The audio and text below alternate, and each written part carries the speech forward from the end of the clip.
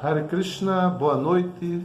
Vamos continuar a nossa leitura do Néctar da Instrução, o Bhakti Rasamrita Sindhu de Srila Rupa Goswami. Hoje nós vamos continuar o estudo do verso 1. O que dizia o verso 1? Vacho vegam, manasa krodha vegam, jihva vegam, udara pasto vegam. Jo vishaheta diraha, sarvam apimam, pritivim sasishyati. Então, o verso, a tradução é: uma pessoa sóbria que é capaz de tolerar os desejos da fala, as exigências da mente e as ações da ira e os impulsos da língua, do estômago e dos genitais, é capaz de fazer discípulos em todo o mundo. Muito bem. No significado, Prabhupada já explicou uma parte que a vida espiritual ela se destina à compreensão de uma realidade superior à matéria grosseira. Ela se destina à compreensão do espírito. Esse espírito, ele é cheio de eternidade, bem-aventurança e conhecimento. A matéria é cheia de misérias, problemática, defeituosa. Então, uma pessoa que está seriamente desejosa de alcançar um nível de consciência superior, ela deve ter muito cuidado com a gratificação dos sentidos. Uma pessoa que está na vida espiritual, ela deve ter todo o cuidado de não se envolver desnecessariamente com o gozo dos sentidos. E esse verso, ele está exatamente tratando sobre isso. Nós devemos evitar a gratificação dos sentidos, tanto da mente quanto dos sentidos grosseiros, né? Nós devemos procurar controlar Então, Rupa Goswami, nesse verso, ele começa mostrando a importância, chamando a atenção da importância de você controlar os seus sentidos, de não se entregar às práticas de gozo dos sentidos. Ok. Então, continuando a nossa leitura, agora nós passamos para a página 13, né? Srila Prabhupada estava falando sobre o canto do Santo Nome como uma espécie de purificação, né? Mas que esse canto que purifica não pode ser um canto ofensivo, né? Então, Prabhupada continua a sua explicação. Das 10 espécies de ofensa que se podem cometer enquanto se canta o Santo Nome do Senhor, esta ofensa chama-se Namo Balat Jasya Ripapa Buddhi. Cometer atividades pecaminosas apoiando-se no cantar do Mahamantra Hare Krishna.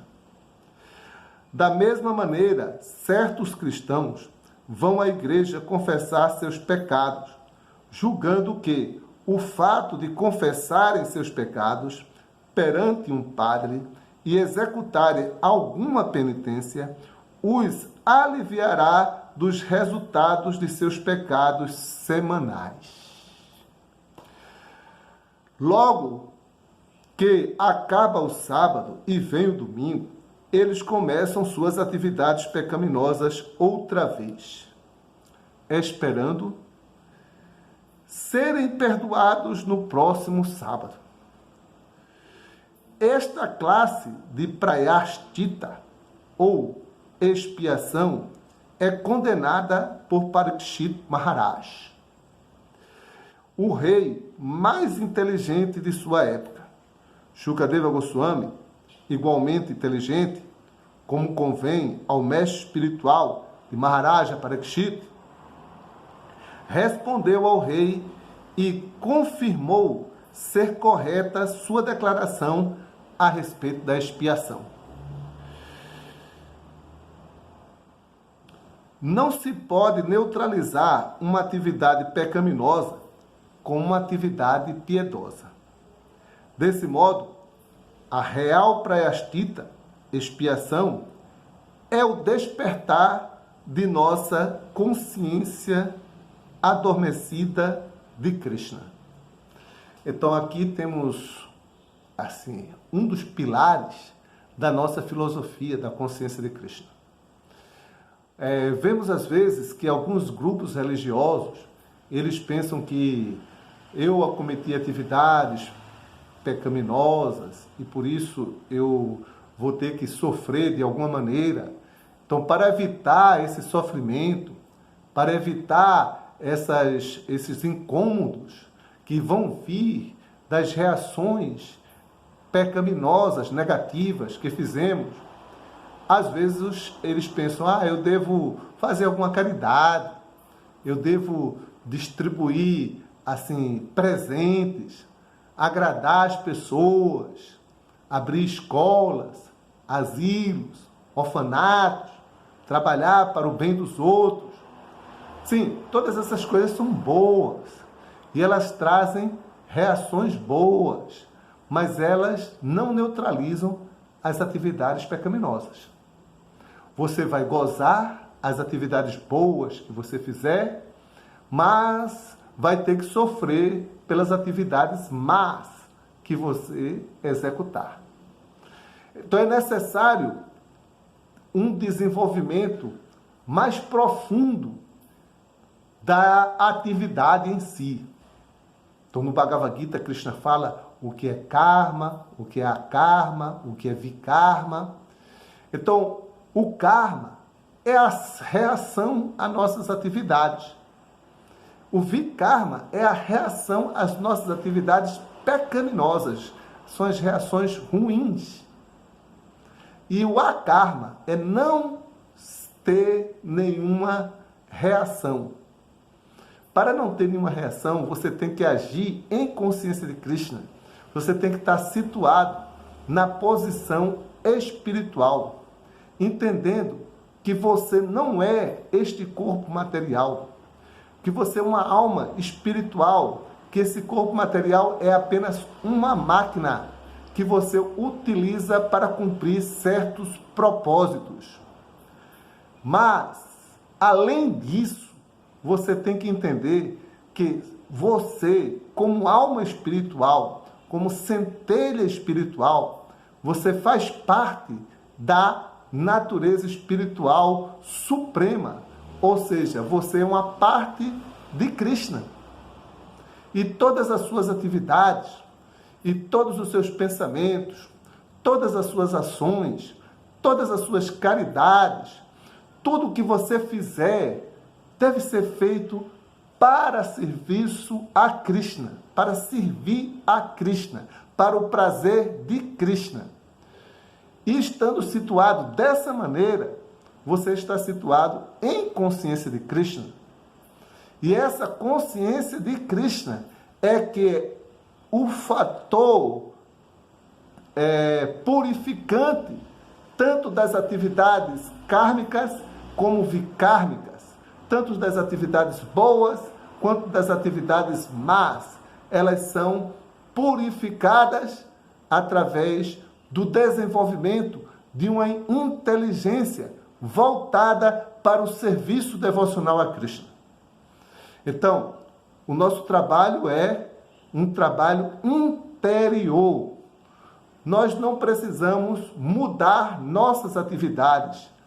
Podemos fazer atividades de bem-estar para toda a humanidade, mas com a intenção de agradar a Krishna. Porque Krishna é a raiz de toda a existência. Então, se você tenta servir aos galhos, ao tronco de uma árvore e não coloca água na sua raiz, seu trabalho está mais ou menos imperfeito e incompleto, e a árvore pode até morrer se não colocar água na raiz. Então, nós todos podemos servir a Krishna. Esse é um ponto. Todos devem procurar desenvolver a consciência de Krishna e procurar um serviço para Krishna. E essa é a verdadeira purificação. Então esse é o ponto muito importante nesse significado de Prabhupada. Parikshit, ele indagava sobre a importância, qual é a importância de a pessoa fazer expiação, já que volta a pecar. Já a pessoa que desenvolve a consciência de Krishna, ela purifica seu desejo de executar atividades pecaminosas e não peca mais. Ela simplesmente fica ocupada na felicidade do serviço devocional. Então vamos continuar aqui a leitura, porque chegamos nesse ponto onde Prabhupada chama pela consciência de Krishna. A expiação verdadeira implica se chegar ao conhecimento verdadeiro, sendo que, para isso, existe um processo padrão. Quem segue um processo regulado de higiene não adoece. Um ser humano destina-se a ser educado segundo determinados princípios, de forma que possa estabelecer seu conhecimento espiritual. Esta vida metódica é descrita como tapasya. Podemos nos elevar aos poucos ao padrão do conhecimento verdadeiro, ou a consciência de Krishna, praticando austeridade e celibato, brahmacharya, controlando a mente, controlando os sentidos, renunciando às posses em caridade, sendo manifestamente verais, mantendo-nos limpos e praticando yoga asana. Contudo, alguém que tenha a fortuna de se associar com um devoto puro pode facilmente ultrapassar todas as práticas de controle da mente executadas através do processo de yoga mística, pelo simples fato de seguir os princípios reguladores da consciência de Krishna. O abster-se do sexo ilícito, do consumo de carne, da intoxicação e dos jogos de azar, e pelo simples fato de se ocupar a serviço do Senhor